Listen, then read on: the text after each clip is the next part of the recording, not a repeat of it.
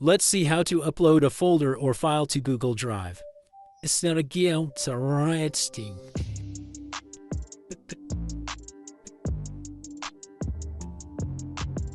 Now I try to upload this whole folder.